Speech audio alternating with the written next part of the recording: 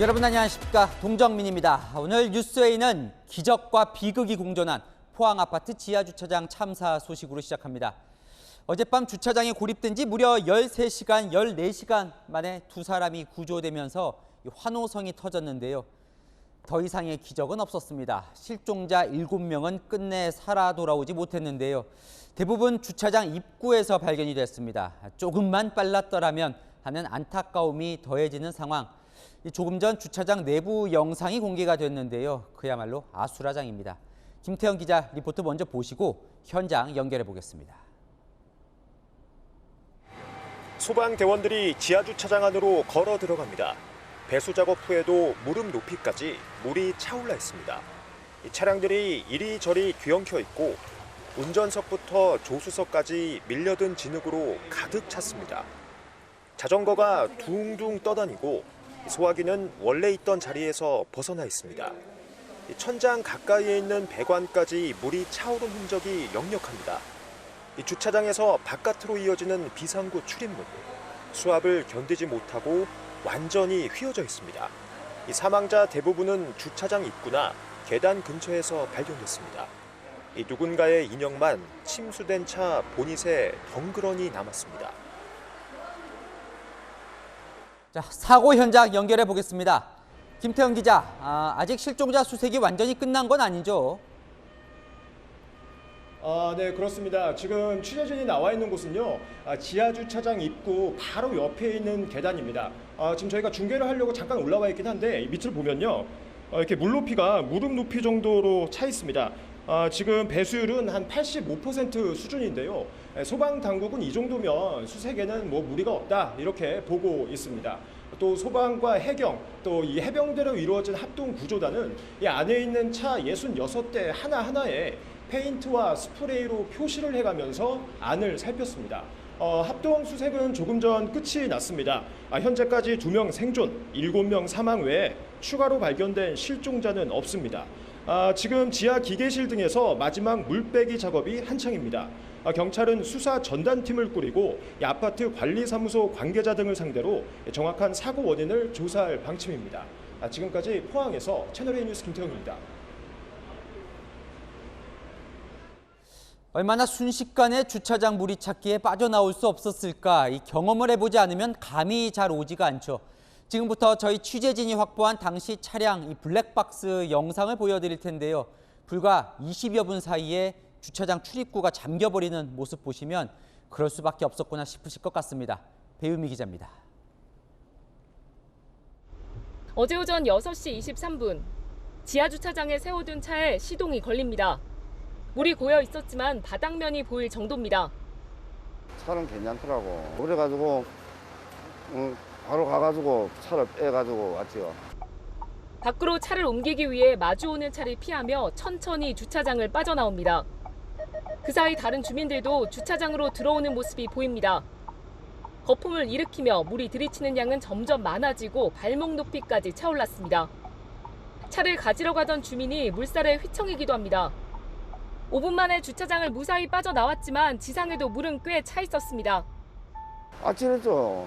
나오니까 그게 단계가 차 남바까지 다 잠겨버리니까. 이때만 해도 지하주차장 입구는 잠기지 않았고 차량 몇 대도 밖으로 나왔습니다. 빗줄기는 거세지고 줄줄이 지하주차장에서 빠져나오던 차들이 방향을 잃고 서로 엉킵니다.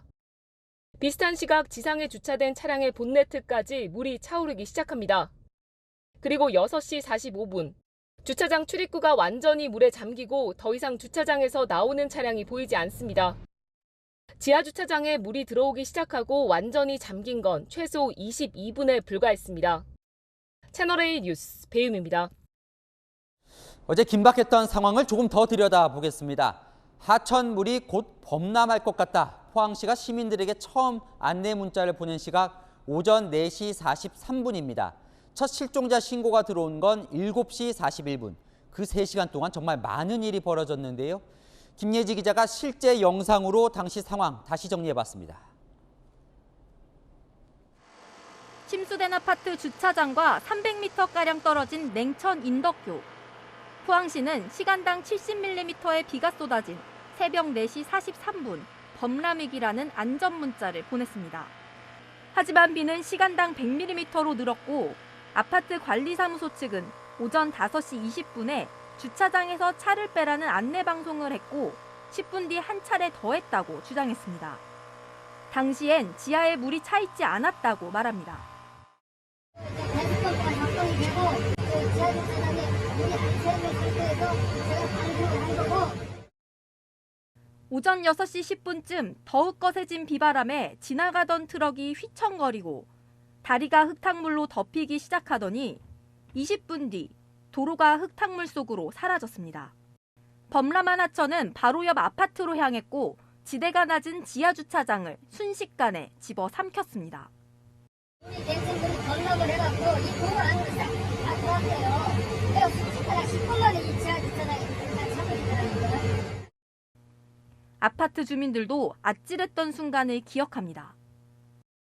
지금은 갑자기 강력하게 지하를 운영하라고. 근데 이제 그때도 이미 저희가 봤을 때는 물이 너무 많이 들어와서 늦었네.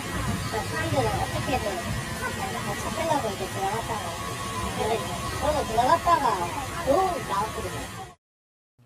첫 실종 신고 시각은 오전 7시 41분. 경찰은 아파트 관리사무소 CCTV 등을 확보해 정확한 안내 방송 시간 등을 확인 중입니다. 채널A 뉴스 김예지입니다.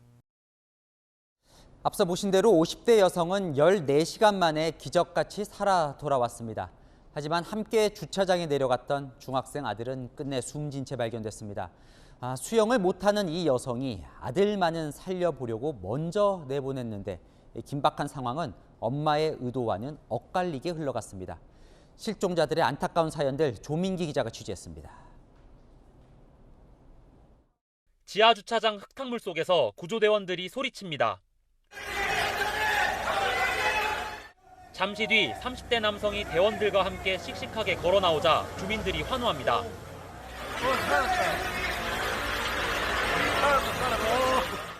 칠흑 같은 어둠 속에서 14시간을 버텨낸 첫 번째 생존자였습니다.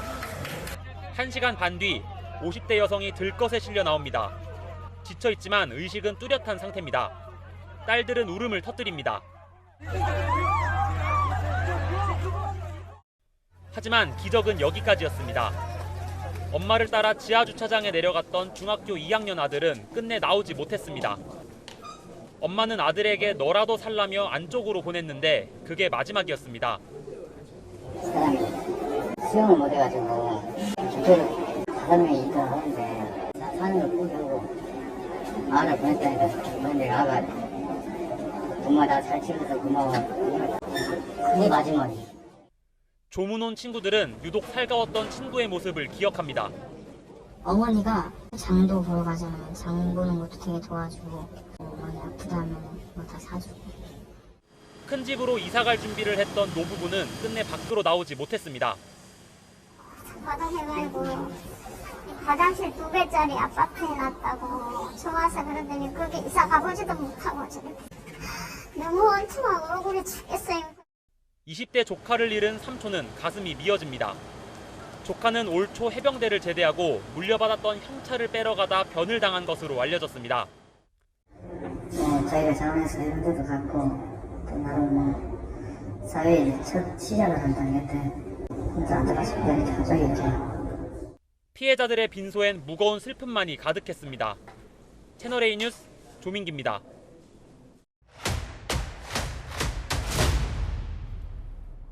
아는 기자 아자 사회부 황규락 기자와 포항아파트 지하주차장 참사 소식 궁금한 부분들 좀 해소를 해보겠습니다. 조금 전에 아파트 주차장 이 내부 모습이 공개가 됐는데요. 아직도 꽤 물이 차 있어요. 처참한 모습입니다. 네, 그렇습니다. 좀 지하주차장 모습을 좀 보시면요. 소방은 이 배수가 한 85% 진행됐다고 했는데 막상 안으로 좀 들어가 보니까 정말 소방관들의 다리가 다 잠길 정도로 물이 좀 차 있는 모습 보실 수가 있을 겁니다. 이 천장 근처까지 흙이 묻어 있는데요. 이건요. 물이 여기까지 정말 꽉 찼었던 흔적이고요. 차 위에 차가 올라가 있기도 하고 또 차끼리 서로 부딪혀서 자동차가 찌그러져 있는 등 정말 이 당시에 아수라장이었던 당시 상황을 좀 짐작하실 수가 있습니다. 자, 자, 어제 이 시각에 이제 제가 부디 가족의 품으로 돌아왔으면 좋겠다라는 희망을 전해드렸는데 실제로 그 이후에 두 분이 구조가 됐습니다. 14시간 만이에요. 네, 어땠는지 상황 전해주시죠. 예, 당시 두 생존자분들은요, 에어포켓에서 버텼다고 합니다. 어디가 좀 에어포켓이었나 좀 보면요, 주차장 천장에요, 이 빨간색 배관들이 좀 있습니다. 중간중간에 좀 볼록 튀어나온 부분도 있는데 바로 이게 스프링클러 배관이고요. 물은 이 배관 바로 밑까지 찼다고 합니다. 배관과 또 천장과의 간격은 한 30cm 정도밖에 안 되고요. 생존자 중 30대 남성은요, 이 배관에 매달려 있었고요. 50대 여성은 이런 배관 위에 올라가서 엎드려서 버텼다고 합니다. 네, 하지만 또 빠져나오지 못한 분들이 많이 계신데요. 주로 비상구에서 발견이 됐다. 그래서 더 안타까운 것 같습니다. 예, 이제 침수된 주차장에서 사망하신 사람들 발견 지점이 대부분 이 주차장 입구 쪽이었습니다. 모두 이 입구는요, 차량이 오가는 그 입구인데요. 모두 차량 밖에서 발견이 됐습니다.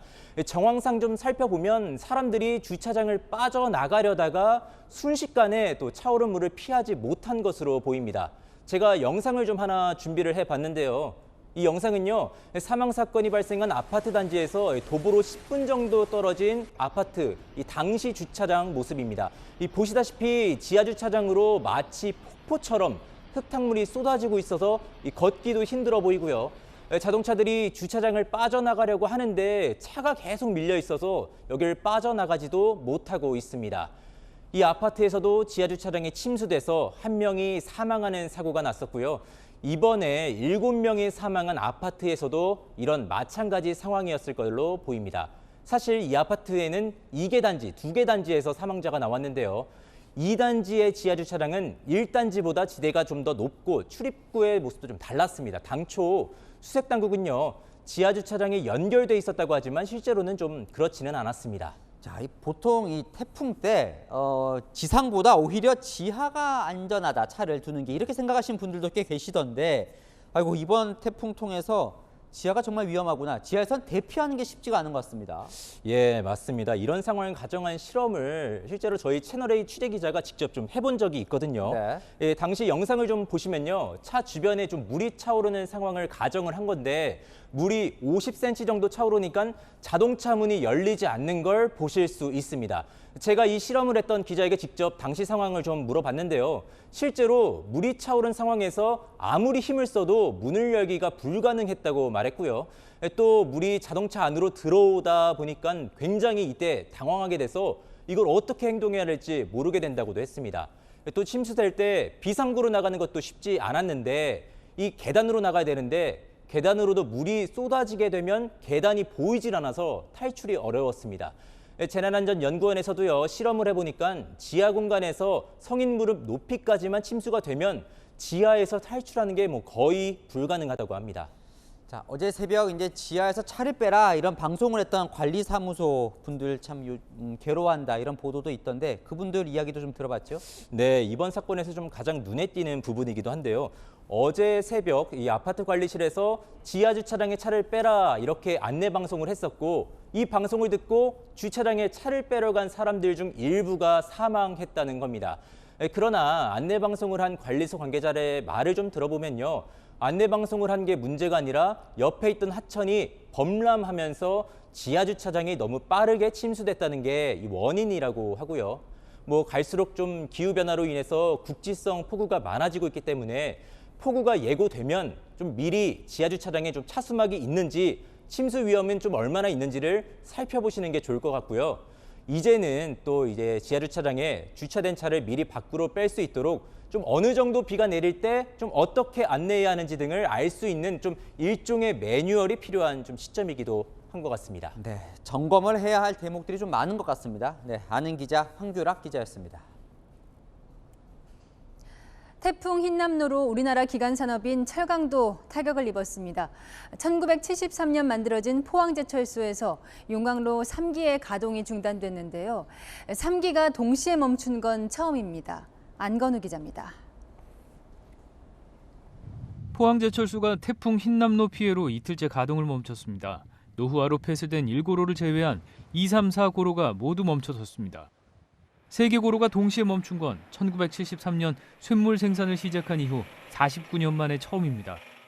고로 자체는 침수되지 않았지만 일부 작업장과 수전 변전소가 물에 잠기면서 정전까지 발생했기 때문입니다.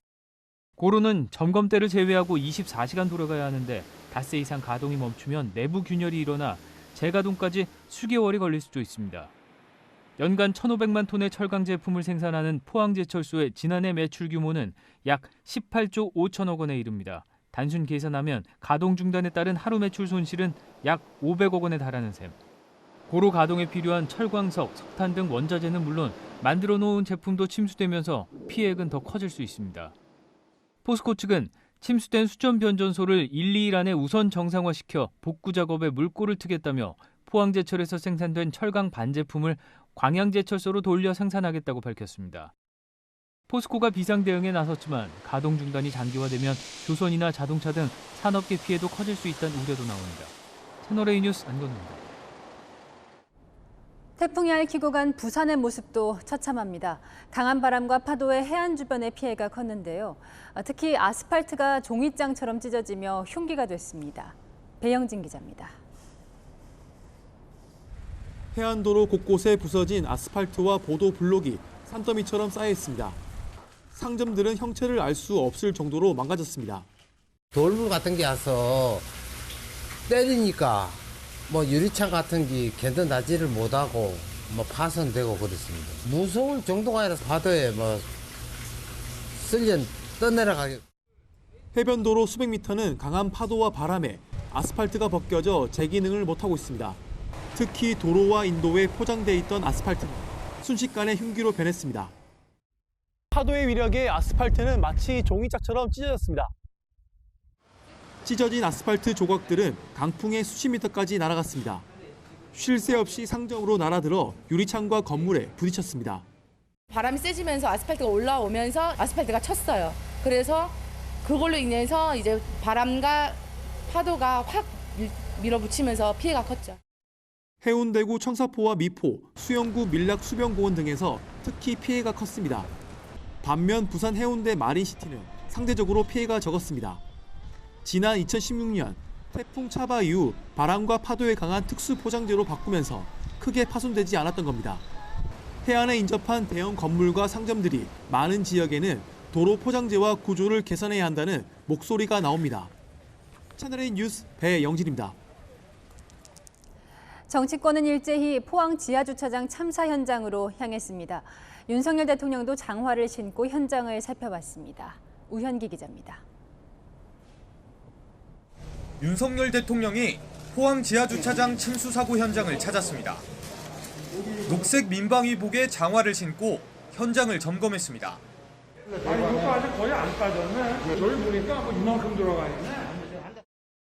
주민들의 피해 상황을 듣고 지원을 약속했습니다. 주민들 대피소가 아무것도 없습니다. 화장실도 없습니다.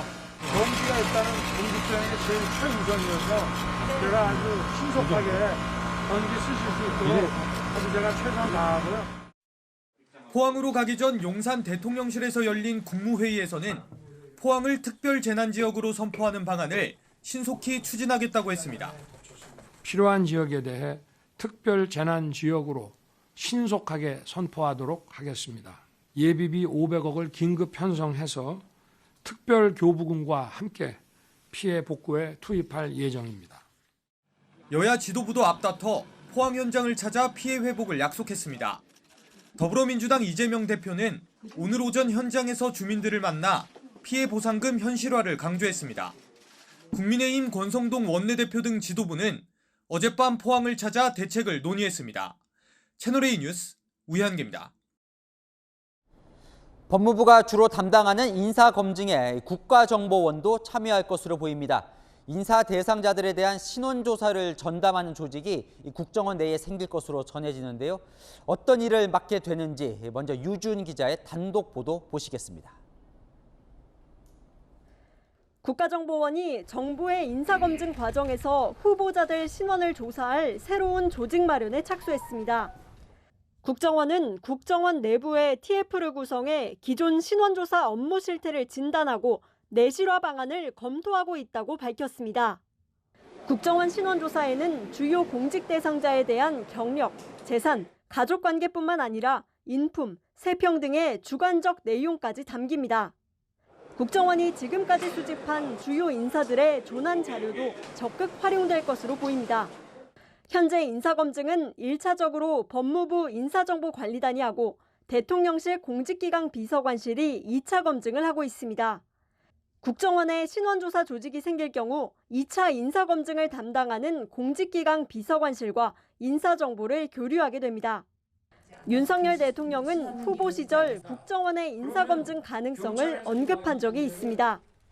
제가 정부를 맡게 돼서 인사를 하게 되면 그때는 정말 저도 검사 출신이니만큼 철저하게 모든 정보와 수사 라인을 동원해서 검증을 하겠습니다마는 국정원은 관계법령의 조사 대상과 범위가 구체적으로 명시돼 있어 자의적인 조사가 불가능하다며 관계기관의 장을 요청할 때만 착수할 수 있다고 정치 개입 가능성을 일축했습니다. 채널A 뉴스 유주은입니다. 이 국정원의 인사검증 참여는 논란도 예상됩니다. 민주당은 대선 때도 윤석열 당시 후보의 이런 구상에 대해 민간인 사찰로 악용될 수 있다며 강하게 반발했었습니다. 이어서 송찬욱 기자입니다. 국가정보원의 인사검증 참여에 대한 공방은 지난 대선 때부터 시작됐습니다. 국정원이나 경찰에서 가지고 있는 그 정보라고 하더라도 결국은 이 정보가 그 사찰이냐 아니면 정당한 정보의 수집이냐 하는 것은 그 목적에 관련되어 있습니다. 국가정보원, 기무사, 국군정보사령부가 또다시 무소불위 권력의 사찰 수단으로 활용될 것이라는 위기감이 듭니다. 같은 논란은 지난 5월 법무부 인사정보관리단이 출범했을 때 되풀이됐습니다. 대통령 당선인 비서실장을 지낸 장제원 국민의힘 의원이 국정원에도 인사검증 부서를 두면 좋을 것 같다고 하면서입니다. 일상적인 정치 사찰을 자행했던 국정원의 전신인 중앙정보부나 국가안전기획부를 부활시킬 뜻이 아니라면 윤 대통령의 국정원 정보 활용 가능성 발언은 국정원장 인사청문회 때도 나왔습니다. 대통령께서도 후보자 시절에 인사검증에 국정원이 적법하게 수집한 정보는 활용하겠다 이렇게 말씀하신 거 알고 계시죠? 저희 인사검증은 국정원에서 관여하지 않는 걸로 알고 있습니다. 법에 허용하는 그 범위 내에서만 저희가 신원 조회 업무를 하도록 그렇게 할 생각입니다. 국정원은 인사검증이 아니라 신원조사라고 설명하고 있는데 민주당의 반발이 예상됩니다. 채널A 뉴스 송찬욱입니다. 이재명 대표의 선거법 공소시효를 단 이틀 앞두고 더불어민주당이 총반격에 나섰습니다. 김건희 여사를 겨냥한 특검법을 발의하고 윤석열 대통령을 검찰에 추가 고발했습니다. 김유빈 기자입니다. 민주당이 김건희 여사를 겨냥한 특검법을 당론으로 발의했습니다. 이는 정치 공세가 아니라 범죄에 대한 공정한 수사의 요구입니다. 국민의힘도 공정과 상식, 법과 원칙에 따라 김건희 여사 특검법에 동참할 것을. 수사 범위는 도이치모터스 주가 조작 의혹, 허위 경력 및 학력 작성 의혹, 코바나 콘텐츠 재임 당시 기업들로부터 뇌물성 후원을 받은 의혹 등입니다. 특히 전체 수사 인력 가운데 3분의 1 이상은 고위공직자 범죄수사처 공무원으로 구성하도록 규정했습니다. 야당 국회 교육위원회 위원들은 기자회견을 열어 김 여사 논문 표절 의혹과 관련해 김 여사의 사과와 학위 반납을 촉구했습니다. 저희는 국정감사에서 이 부끄러운 사태에 책임이 있는 자들을 증인으로 불러 책임을 물을 것입니다. 민주당은 또 윤석열 대통령도 검찰에 추가 고발했습니다. 김 여사가 지난 6월 나토 방문 당시에 착용한 고가의 장신구들이 지난 대선 때 재산으로 신고되지 않아 공직선거법상 허위사실 공표죄 혐의가 있다는 겁니다. 국민의힘은 민주당이 폭주하고 있다며 날을 세웠습니다. 특검을 대국민 호객 행위로 쓰고 있는 것입니다. 민주당은 당 전체가 이재명 대표 개인의 정치적 경호실로 전락했습니다. 이것도 모자라 사법 영역마저 당 대표를 향한 충성 경쟁 레이스로 타락시키고 말았습니다. 그러면서 민주당이 몸부림칠수록 당대표와 당 전체는 더불어 파멸하고 말 것이라고 비판했습니다. 채널A 뉴스 김유빈입니다. 이재명 민주당 대표의 부인 김혜경 씨는 오늘 검찰에 출석했습니다. 법인카드 유용 의혹으로 소환 조사를 받은 건데 이르면 내일 기소 여부가 결정됩니다. 이은후 기자입니다. 수원지검 건물 밖으로 빠져나오는 흰색 SUV 차량. 이재명 민주당 대표의 배우자 김혜경 씨가 탄 차량입니다. 법인카드 유용 의혹 등과 관련해 3시간가량 조사를 받고 귀가하는 겁니다. 검찰의 소환 통보를 받은 김 씨는 오늘 오후 1시 40분쯤 출석했습니다. 지난달 31일 경찰이 수행비서 배모 씨와 공모했다며 김 씨를 검찰에 송치한 지 일주일 만입니다. 김 씨는 공직선거법 위반과 업무상 배임 혐의를 받고 있는데 이 중 선거법 위반에 대한 공소시효는 오는 9일 자정에 만료됩니다. 앞서 경찰은 배 씨가 2천만 원 정도의 법인카드를 사적으로 유용했고 이 가운데 200만 원이 김 씨와 직접 관련이 있다고 봤습니다. 김 씨는 이 대표가 대선 경선 출마를 선언한 이후인 지난해 8월 민주당 의원 부인 등에게 식사를 대접했다는 공직선거법 위반 혐의도 받습니다. 김 씨 측은 법인카드 사용에 대해 알지 못했고 식사비도 김 씨의 몫만 지불했을 뿐 동석자 3명의 몫은 누가 어떻게 계산했는지 몰랐다며 혐의를 부인했습니다. 이 대표는 안타깝다는 입장을 밝혔습니다. 지나치게 정쟁에 에너지를 많이 소비하는 것 같아서 참 안타깝습니다. 검찰은 이르면 내일 김 씨에 대한 기소 여부를 결정할 방침입니다. 채널A 뉴스 이은후입니다. 국민의힘 새로운 비대위원장은 정진석 국회 부의장으로 낙점됐습니다. 당내 최다선이자 대통령과 가까운 친윤계의 맏형격이죠. 이준석 전 대표와 악연도 있습니다. 최수연 기자입니다. 국민의힘이 의원총회를 열고 정진석 국회 부의장을 박수로 새 비상대책위원장으로 추대했습니다. 정진석 부의장은 당 분열을 지우개로 지우고 싶은 심정이라며 조속한 수습을 강조했습니다. 독배라서 더 이상 피해서는 안 된다고 생각했습니다. 집권 여당부터 정신을 차리겠습니다. 당을 신속하게 정비하겠습니다. 충청 출신인 정 부의장은 당내 최다선인 5선으로 대표적인 친윤계 인사로 꼽힙니다. 마지막까지 유력하게 검토됐던 박주선 전 국회 부의장은 막판에 고사했습니다. 결국 윤핵관이라는 지적에 대해서는 선을 그었습니다. 당원으로서 윤석열 후보에 대한 지지 선언을 했고 선거운동을 열심히 했습니다. 그런 걸 갖고 윤핵관이라고 평가할 수 있을지 저는 의문입니다. 국민의힘은 당초 추석 연휴 전 비대위 출범을 목표로 했지만 비대위원 인선의 난항을 겪으면서 비대위 출범을 추석 이후로 미뤘습니다. 정진석 부의장은 앞서 이준석 전 대표의 우크라이나 방문을 비판하며 갈등을 빚었는데 이 전 대표는 정진석 비대위원장 임명에 별다른 반응을 내놓지 않고 있습니다. 이 전 대표 측은 새 비대위에 대해서도 추가 가처분 신청을 낸다는 방침에 변함이 없다고 밝혔습니다. 채널A 뉴스 최수연입니다.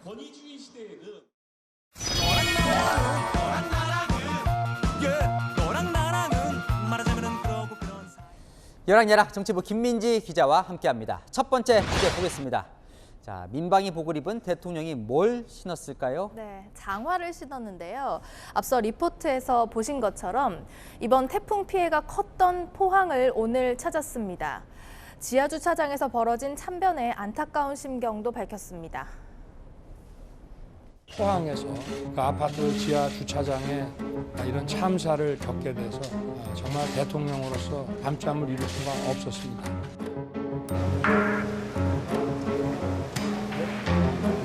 아니, 여기 아직 거의 안 빠졌네. 네, 여기는 한 10cm 정도 뽑아내는 중이에요?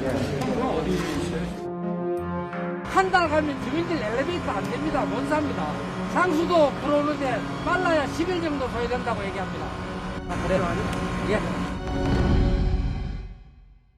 현장에 아직도 물이 많이 남아 있어서 접근하려면 장화를 신을 수밖에 없었겠군요. 네, 대통령실은 그래서 취재차 오늘 함께 방문하는 기자단에게도 운동화를 신어달라고 공지했는데요.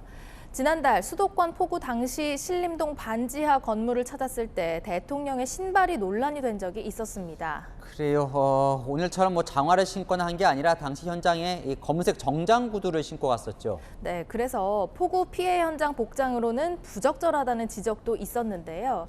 윤 대통령은 피해를 본 포항시장도 방문해서 복구 상황을 보고받고 상인들을 위로했습니다. 이재명 민주당 대표도 오늘 장화를 신고 포항을 찾았습니다. 자, 그런데 자세히 보니까요, 이 대표 이 민방위복 색깔이 대통령이 입은 것과 달라요. 뭐 이유가 있습니까? 이게 교체 이전의 민방위복이잖아요. 이 대표는 오늘 이 새로운 민방위복을 자비로 구매해야 하는 일부 공무원들의 불만이 있다는 기사를 SNS에 공유했는데요. 더 급한 민생 사안이 많은데 참으로 안타깝다면서 정부를 비판했습니다. 네, 다음 주제 넘어가 보겠습니다. 자, 국민의힘 비대위원장을 이제 정진석 부의장이 맡게 됐는데요. 뭐 진통도 있었는데 구인 아닙니까? 네, 맞습니다. 3명의 인물 사진을 보고 계신데요. 막판까지 아주 진통을 겪었습니다. 지금 보여드릴 이 영상 속에 그 고민이 고스란히 담겨 있습니다. 정진석 국회 부의장께서 여러 가지 이유를 대면서 고사를 했습니다. 그 다음에 외부로 방향을 돌렸는데 완강하게 고사를 하셨습니다. 제가 3번이나 방에 찾아가서 설득을 했습니다. 저 말대로라면 권성동 원내대표가 마음고생을 좀 한 것 같은데요. 네. 그래도 여당 비대위원장인데 왜 이렇게 다들 거부를 하는 거예요? 우여곡절이 참 많았는데요. 처음에는 주호영 전 비대위원장이 거론됐었죠. 법원이 직무를 정지시켰던 인물을 재기용하는 당내 반발도 있었고요. 본인도 새 술은 새 부대에 담아야 한다면서 거절했습니다. 또 국민통합형으로 호남 4선 출신인 박주선 전 국회 부의장도 검토가 됐지만 당 사정을 모른다면서 본인이 고사했고요. 대통령과 가까운 게 장점이자 부담이기도 한 당 중진 정진석 의원이 최종 낙점됐습니다. 원내로 하자, 원외로 하자, 당내는 어제 오늘 참 혼란스러웠습니다.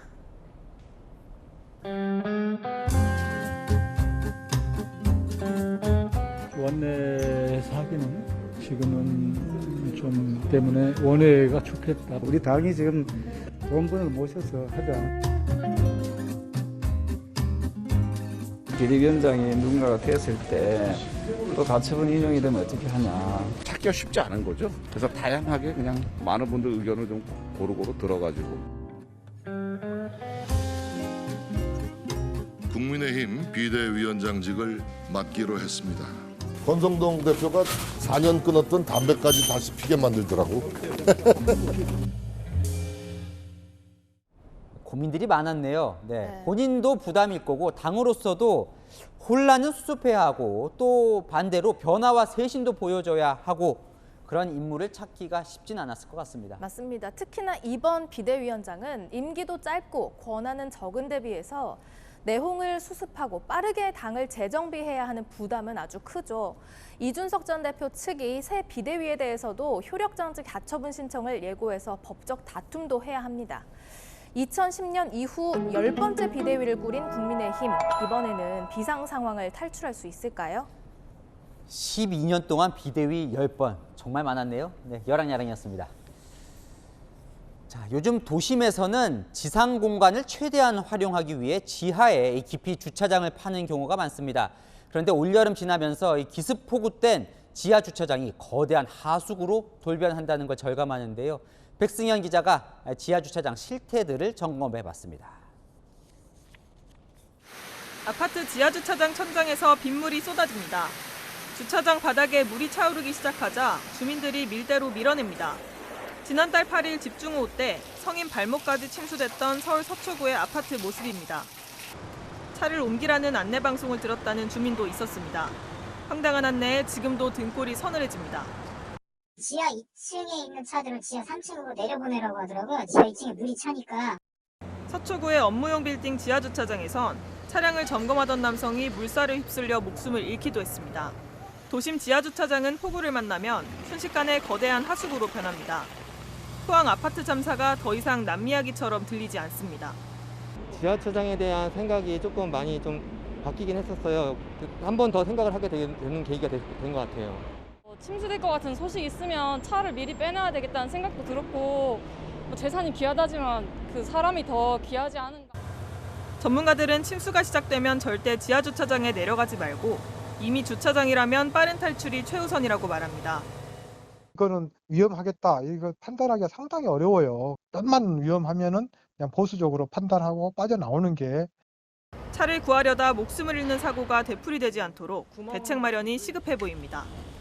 채널A 뉴스 백승현입니다.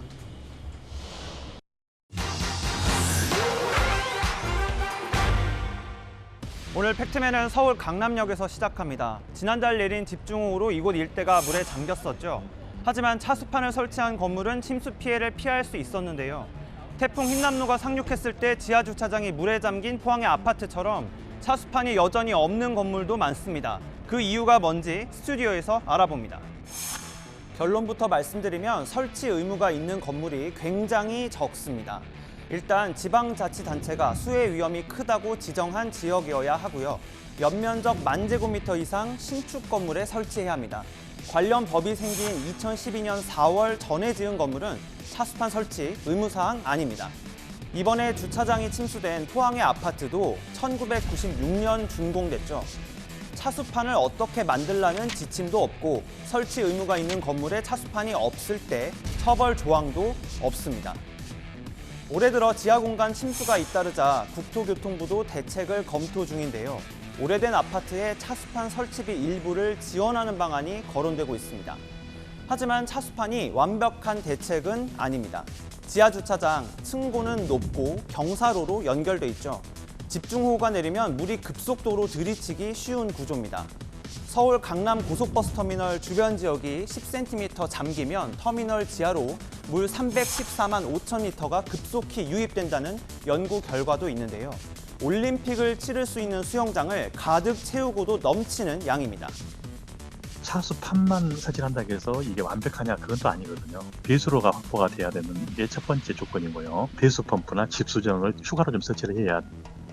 기후 변화에 따라 수시로 집중호우에 노출될 수 있는 만큼 침수 방지 대책도 좀 더 치밀해져야 한다는 지적이 나옵니다. 팩트맨이었습니다. 지난해 광주에서 철거 중이던 건물이 버스를 덮치며 승객 9명이 숨졌던 참사 기억하실 겁니다. 오늘 철거업체 관련자들에 대한 1심 재판 결과가 나왔는데 재판부는 소중한 인명을 여러 번 희생시키고도 비슷한 사고가 이어졌다며 피고인들을 질타했습니다. 공국진 기자입니다. 지난해 6월 광주 학동에서 철거 중이던 5층 건물이 무너지면서 지나던 버스를 덮쳤습니다. 이 사고로 고등학생을 포함해 승객 9명이 숨지고 8명이 크게 다쳤습니다. 사고가 난 지 1년 3개월 만인 오늘 업무상 과실치사 등의 혐의로 기소된 건설사 관계자 7명에 대한 1심 선고가 내려졌습니다. 먼저 재판부는 반복되는 사고에 피고인들을 질타했습니다. 소 잃고 외양간을 고친다는 말이 있는데 소보다 더 중요한 사람의 목숨을 잃고도 달라진 게 없었다고 지적했습니다. 재판부는 건물 붕괴 원인으로 해체 방법을 지키지 않은 점과 건물 전체와 하부에 대한 안전성 검토 의무를 저버린 점 등을 꼽았습니다. 시내버스 승강장을 사전에 옮기지 않은 것도 책임이 있다고 봤습니다. 법원은 하청업체와 감리자 등 4명 가운데 3명의 실형을 선고하고 법정 구속했습니다. 반면 하청업체를 관리 감독해야 할 의무가 있는 현대산업개발 현장소장 등 3명에 대해선 모두 집행유예를 선고했습니다. 시민단체와 유가족들은 몸통 현대산업개발은 빠져나간 판결이라며 반발했습니다. 이건 현대산업개발을 봐주기 위한 그런 판결에 불과했다 이렇게 생각을 합니다. 검찰은 항소 여부를 검토 중입니다. 채널A 뉴스 공진입니다. 택배 기사들의 집단 괴롭힘으로 택배 대리점주가 극단적인 선택을 했던 사건도 기억하실 겁니다. 홀로 남은 아내가 계속해서 택배 대리점 일을 이어가고 있는데요. 대리점주들은 죽음을 불러온 택배 현장의 갈등이 끝나지 않았다고 호소합니다. 다시 간다, 남영주 기자입니다.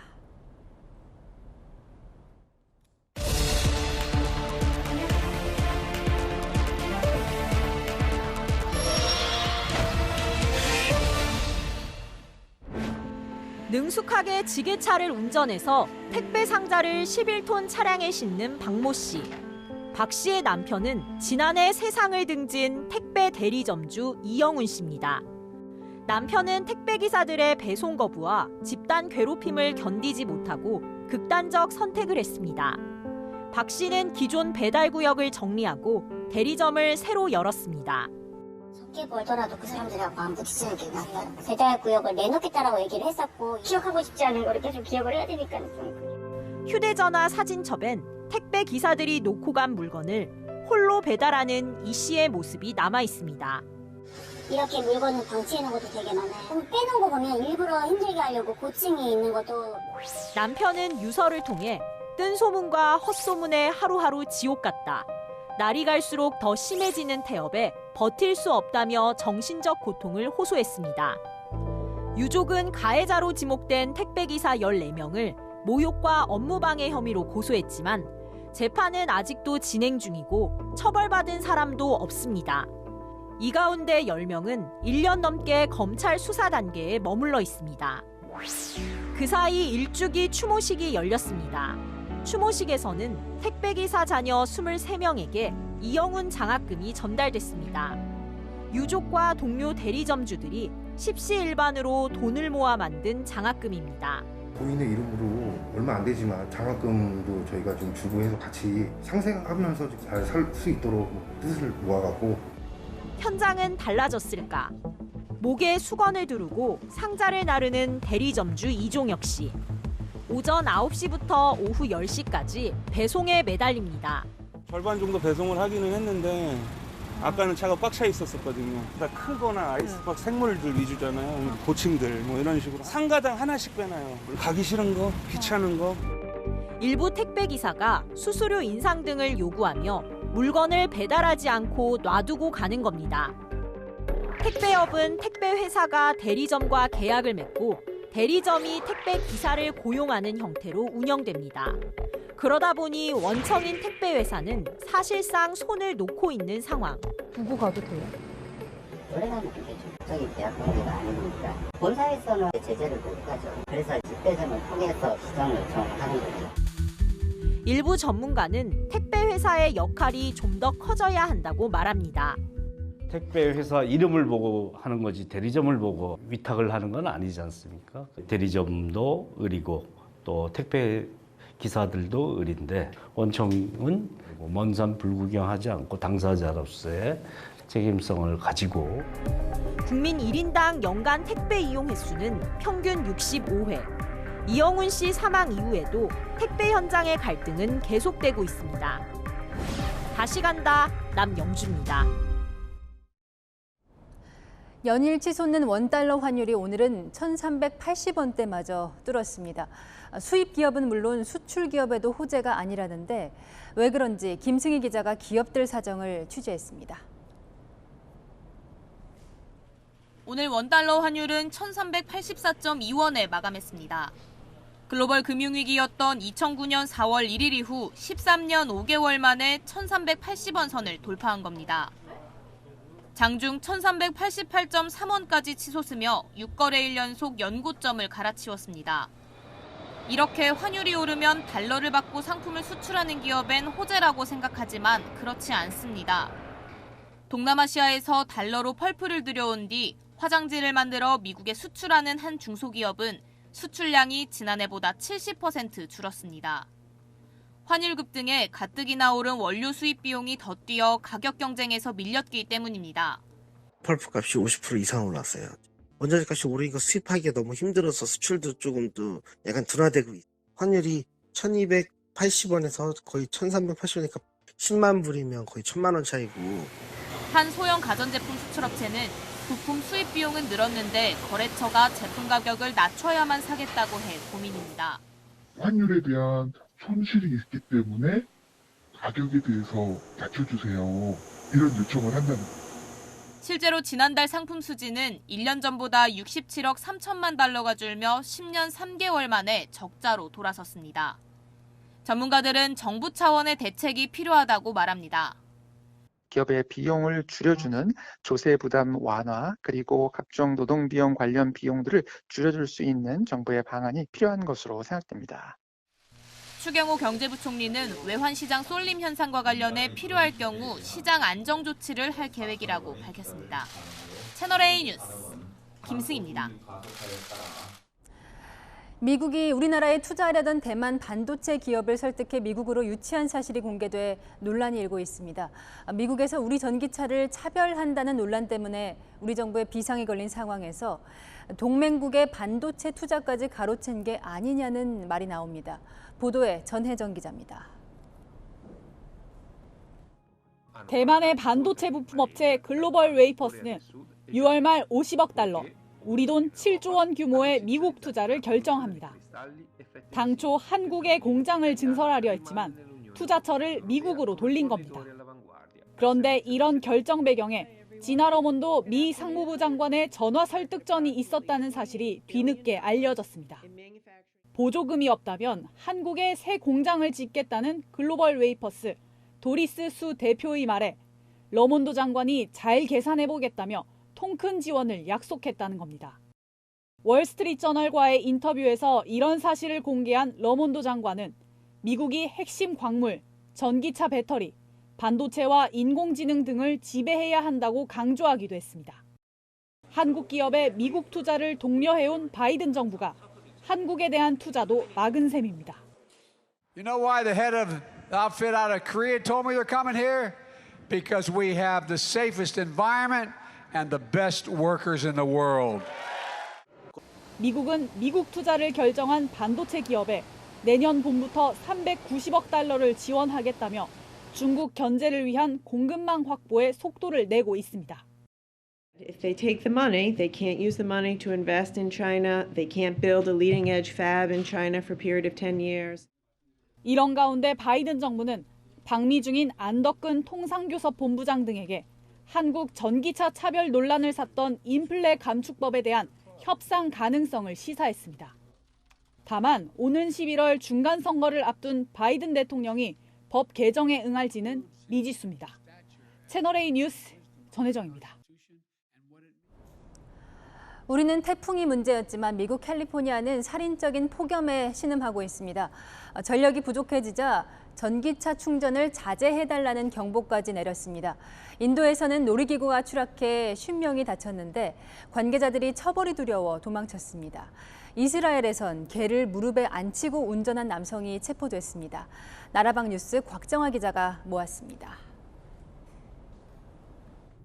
섭씨 53도, 믿을 수 없다는 듯 관광객들이 온도계 앞에서 기념사진을 찍습니다. I'm not used to this kind of temperature, even if I am Italian originally. 미국 국립기상청은 캘리포니아주 세크라멘토 등 일부 지역이 46도 이상 치솟을 것이라고 예보했습니다. 당장 전력 수급에 비상이 걸렸습니다. 캘리포니아 전력수급 관리기관은 가전제품 사용은 물론이고 전기차 충전도 자제하라며 에너지 비상주의보를 내리기도 했습니다. 설상가상으로 곳곳에 산불이 나며 송전선 등 전력시설이 위협받고 있습니다. Pre-cool your home. Run your air conditioning earlier in the day when more power is available. 15m 높이의 드롭타워 기구가 도중에 멈추지 않고 그대로 바닥에 떨어집니다.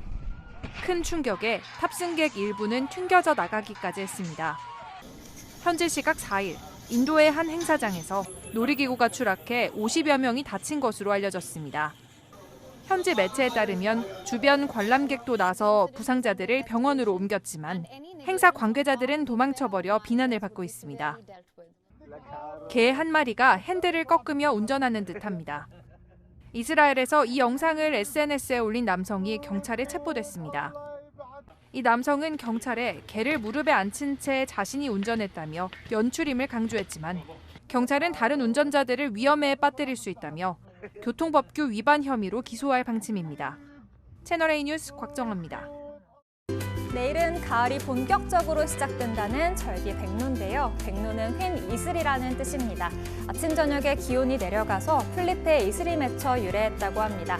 절기답게 낮과 밤의 기온차가 크게 벌어지겠습니다. 내일 서울의 아침 기온은 17도, 대구는 16도가 예상되는데요. 한낮에는 29도까지 올라 아침 저녁의 기온차가 12도 이상으로 벌어지겠습니다. 큰 일교차에 유의하시기 바랍니다. 내일도 쾌청한 가을 하늘이 예상되는데요. 다만 한낮에는 대부분 지역 자외선 지수가 매우 높겠습니다. 내일 아침 서울의 기온은 17도, 대전은 15도로 선선하겠고요. 한낮에는 오늘보다 기온이 오르겠습니다. 서울은 29도, 전주는 28도까지 오르겠습니다. 추석 연휴 동안에는 일교차 큰 초가을 날씨가 예상되는 가운데 구름 사이로 보름달을 보실 수 있겠습니다. 날씨였습니다. 목숨을 잃었는데 뭘 더 잃어야 이 외양간을 고치겠나. 9명의 목숨을 앗아간 광주 학동 참사 오늘 재판에서 이 판사가 내뱉은 탄식입니다. 3년 전 서울 잠원동 붕괴 사고를 겪어놓고도 이 안전 불감증은 달라진 게 없다고요. 그러고 보면 2003년 태풍 매미 때도 2011년 우면산 산사태 때도 이 지하 주차장 폭우에 대비해 이 차수벽이 필요하다 했었지만 포항 아파트엔 그게 없었고 참사는 또 발생했습니다. 마침표 찍겠습니다. 뭘 더 잃어야. 뉴스에 마칩니다. 감사합니다.